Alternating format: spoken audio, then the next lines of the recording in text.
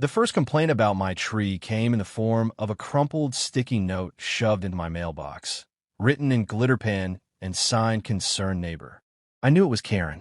She always wrote in glitter pen, like it was the 2007 prom committee, and she never left anonymous notes unless she wanted plausible deniability.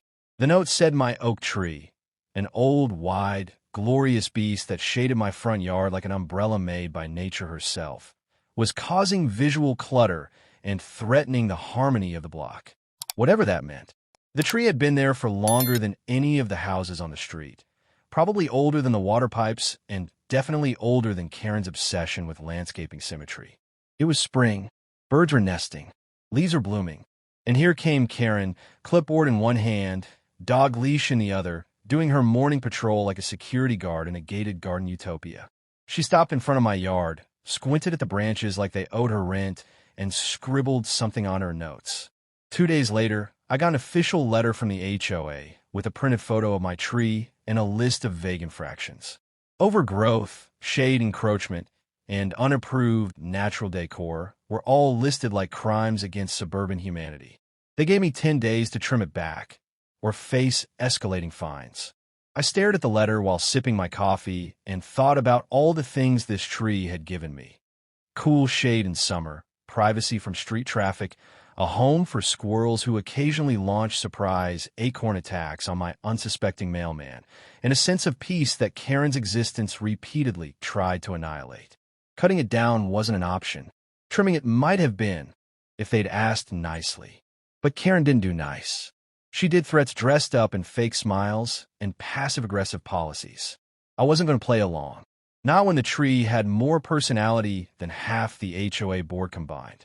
I mulled over the possibilities, thought about going to the next board meeting and voicing my protest, but remembered what happened last time I tried that. Karen literally had me muted in the Zoom chat.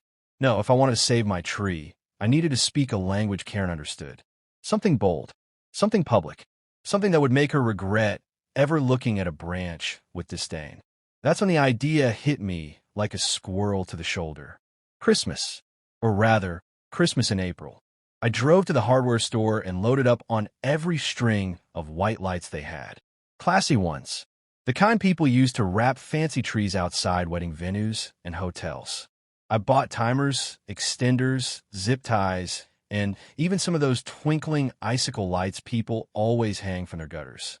It took me 3 ladders, 1 sturdy rope system, and a full day of tree climbing, but by the time I was done, the oak looked like it had been cast as the lead role in a holiday movie filmed in the wrong season. It glowed. Softly at first, then brighter as dusk fell. It wasn't gaudy, it was elegant. Romantic even. People walking their dogs paused to stare. Kids pointed from their bikes. My neighbor across the street gave me a thumbs up and shouted, "Looks like we missed Christmas." I smiled and waved. Then Karen came out. She stood on her porch in her yoga outfit, holding her designer water bottle like a scepter. Her eyes locked onto the tree, then twitched slightly like a vein had just popped in her forehead. She stormed across the lawn, sandals slapping like angry applause, and stopped just short of trespassing. She demanded to know what I thought I was doing, said lights weren't allowed outside of approved holiday periods. I shrugged and said I was just enhancing the natural decor. Her jaw tightened. She said she'd file another complaint. I told her to go ahead and CC the birds while she was at it. That night, I sat on my porch with a beer and watched the tree glow while Karen paced back and forth on her porch like a cat denied entry to a sunbeam. The next morning, the HOA letter arrived. Unauthorized lighting display. It read, with a demand to remove all lights within 48 hours or face serious disciplinary action. It was signed by Karen. Of course, I wasn't worried. I'd read the bylaws. Technically, outdoor lights were permitted for seasonal decoration and cultural celebration without a specific list of dates. Nowhere did it say April was excluded. And if pressed, I was fully prepared to tell them I was observing Spring Tree Appreciation Week. A made-up holiday? Yes, but they didn't need to know that. I posted photos of my tree online with the caption, "Celebrating Arbor Illumination Season. #TreeJoy, #Spring Cheer." The post blew up faster than a lawn mower on wet grass. Neighbors started asking where I got the lights. A couple even added fairy lights to their own trees. By day 3, our block looked like a Pinterest board designed by someone high on peppermint bark and spite. Karen was livid. She marched over again, this time with 2 other board members in tow. One of them tried to look stern, but got distracted halfway through his lecture by a blue jay dancing in the branches. I reminded them that I hadn't violated any rules. Karen argued that it wasn't in the spirit of the guidelines. I countered that spirit was subjective. The second board member smirked. Karen stormed off. That evening, the lights stayed on, twinkling like my personal victory parade. I sipped my coffee and watched as Karen closed her curtains with the force of a woman banishing a demon. But this wasn't over. The next morning, I found 3 orange violation flags stuck in my yard, all around the tree base. They were labeled root encroachment, wildlife nuisance, and pest risk. Karen was escalating. She couldn't beat me with policies, so now she was inventing new ones. I took pictures, shared them online, and captioned them. Karen declares war on squirrels. Pray for the acorns. The comments exploded. Someone made a meme. Another suggested I hold a spring festival. The idea sparked something. If Karen wanted drama, I was about to give her an entire light show. I spent the next 2 days turning my front yard into the most aggressively festive non-holiday display this neighborhood had ever seen. Not a single inflatable or plastic ornament. No, I kept it classy, just upscale enough to look legitimate, and just absurd enough to irritate Karen's finely tuned HOA radar. I lined the walkway with flickering faux lanterns, draped soft-glow string lights across the hedges, and installed a vintage-looking sign at the base of the tree that read, Season of Illumination, in honor of arboreal harmony. I even printed fake pamphlets detailing the made-up holiday and left them in a small wooden box for passersby to take. Kids loved it. A few neighbors chuckled every time they walked past. Some even took selfies in front of it. But Karen fumed. Every time she peeked through her blinds, I swear I could hear the sound of her blood pressure rising like a tea kettle on the verge of whistle. That Friday, she called a special HOA review session, which basically meant dragging 2 reluctant board members onto her porch with folding chairs and clipboards. She pointed at my tree like it had committed treason and rattled off a list of offenses that included seasonal confusion, inappropriate festivity, and implied mockery. One of the board members looked exhausted. The other was clearly trying not to laugh. I waved from my porch. Karen didn't wave back. The next morning, my doorbell rang. It was the local paperboy and his mom, both holding cups of coffee and asking if it was true that I was hosting a spring tree lighting ceremony. I said yes. In fact, I hadn't planned one, but now I was absolutely going to. I spread the word on our community Facebook group, careful to use terms like local appreciation event and open to respectful neighbors. I didn't mention Karen by name, but everyone knew. By Saturday afternoon, I'd set up a refreshment table with lemonade and cookies, borrowed a portable speaker for some mellow acoustic music, and hung a handmade banner that said, Blossom Bright, celebrate the season. Families trickled in.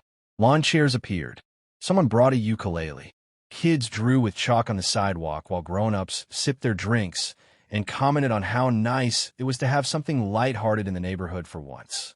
The tree stood at the center, radiant and wrapped in its glowing gown of lights, casting soft reflections across happy faces. Karen's curtains twitched, but she didn't come out. I knew she wouldn't, not with so many witnesses. She didn't thrive in the light. Her power came from whispers and rules twisted into weapons.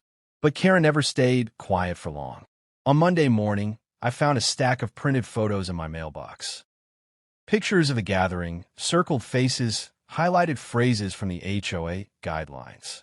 A note was scribbled on the back. Unauthorized public event. Noise violation. Sidewalk obstruction. She'd reported the entire thing. I took one look and laughed. She was unraveling. Later that day, an email went out to the HOA mailing list, supposedly from Karen as chairwoman. It proposed a vote on banning non-traditional seasonal displays, citing vague concerns about aesthetic confusion and community cohesion. The pushback was immediate. One neighbor replied all with, "What's next? Banning daffodils for blooming in March." Another simply wrote, "Karen, go touch grass." Things were shifting. People were done with her petty rulebook politics. And while she still clung to her position like a squirrel to a power line, her grip was slipping. But Karen had one last card to play. That night, just before midnight, the lights went out. I walked outside and saw it immediately. My extension cord had been snipped clean, the end frayed and limp like a beheaded snake. The box was opened, the timer yanked out. No storm, no fuse. This was sabotage. I checked the camera feed. There she was, Karen, robe flowing in the wind like a villainous sorceress, crouched low as she clipped the cord and scurried off into the shadows. She must have thought the camera was unplugged too. It wasn't. I posted the footage online with a simple caption. Well, someone doesn't like joy. It went viral overnight. Comments poured in. Memes multiplied. One even photoshopped Karen's face onto a Grinch stealing fairy lights. I woke up to messages from people I hadn't talked to in years. A local podcast reached out asking if they could interview me about the War of the Lights. But what really made my day was the HOA group chat blowing up, members arguing about conduct, chairperson behavior, and bylaws. Karen tried to defend herself, said the footage was fake, said it was self-defense. One of the members called for a vote to suspend her position pending review. Another added a laughing emoji. I didn't say much. I just fixed the cord, reinforced the timer, added a backup battery, and sat under my glowing tree with a cup of coffee and the knowledge that sometimes the best revenge isn't loud. It's lit.by Tuesday morning. Karen was no longer listed as HOA chair on the official site. The title now belonged to a retired music teacher named Elaine who wore floral cardigans and once hosted a block party with actual musicians and homemade pie. Elaine sent out a gentle community memo about restoring neighborly values, thanked me personally for bringing light, both literal and figurative, to our street, and signed off with a leaf emoji. The tone had shifted. No more veiled threats. No more arbitrary policies. Just calm and a strange new energy. People seemed lighter, like the neighborhood had exhaled. Even the air felt easier to breathe. But peace wasn't guaranteed. Not with Karen still lurking like a dormant wasp in a decorative bush. I hadn't seen her since the footage went viral, but I knew she wasn't gone, just regrouping. People like her didn't vanish. They schemed in silence and re-emerged with legal printouts and laminated grievances. Sure enough, that Friday, I received a manila envelope marked private legal notice. Inside was a cease and desist letter accusing me of public defamation, digital harassment, and emotional trauma resulting from targeted humiliation via decorative misrepresentation. It was signed by a law firm I later discovered was Karen's nephew's college roommate's side hustle. The letter read like a parody, half real legal jargon, half rambling complaint about community standards. I wasn't worried. I handed it off to a friend who actually practiced law. He read it, laughed, and offered to frame it. Still, Karen's intent was clear. She couldn't win the public's favor anymore. So now she was trying to scare me into submission. But she'd underestimated just how done I was with being pushed around. I didn't just keep the lights up, I expanded. I added solar-powered spotlights at the base of the tree, subtly shifting in hue like the northern lights had taken up residence in my front yard. I bought wind chimes shaped like leaves and birds and hung them so they'd glint softly in the colored glow. I even planted flowers around the trunk, timed to bloom in succession. Early poppies, mid-season tulips, then summer marigolds. The tree became more than a symbol. It was a monument now, rooted in resistance and wrapped in community affection. Local news caught wind of the story. A journalist showed up with a microphone and a camera crew and asked if I'd give a statement. I told them about the tree, the lights, the spring celebration, and how a single act of petty aggression had somehow united a neighborhood. They ran the piece on Saturday night. The headline read, "Tree of Light Sparks Community Change." Karen wasn't mentioned by name, but they showed the clip of her snipping the cord with a blurred face, and anyone who lived within 3 blocks knew exactly who it was. Reactions were swift. People decorated their own trees, not just on our street, but in nearby blocks too. Someone put up a banner in their yard that said, "We bloom in April." A cafe downtown offered a Karen latte. Extra bitter, no sweetness, served lukewarm. The story had taken on a life of its own, and for once, the town was laughing together instead of grumbling over bylaws. But Karen wasn't done. She couldn't go out in public without hearing whispers, couldn't post online without sarcastic comments flooding in. Her pristine image, once polished and poised, now looked like a cracked phone screen, still functional but permanently damaged. One night, just after midnight, my security camera caught her standing at the edge of my yard, looking at the tree. She didn't step forward or do anything. Just stood there, arms crossed, her expression unreadable. Maybe she was thinking about how it all spiraled out of control. Maybe she missed being feared. Or maybe, just maybe, she realized the tree had outlasted her authority. I didn't go outside. I didn't wave. I just watched from the porch, the lights casting gentle shadows, the wind brushing leaves like a whisper. By the time they rolled around, the lights were still up. No one complained. Elaine even suggested we make the spring tree lighting an annual tradition. A little plaque was placed at the base of the oak tree, courtesy of a few neighbors who pooled together for it.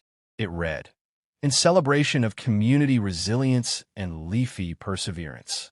I didn't write it, but I loved it. Kids sat under that tree after school. A couple got engaged beneath it one evening. Someone hosted a yoga class in its shade.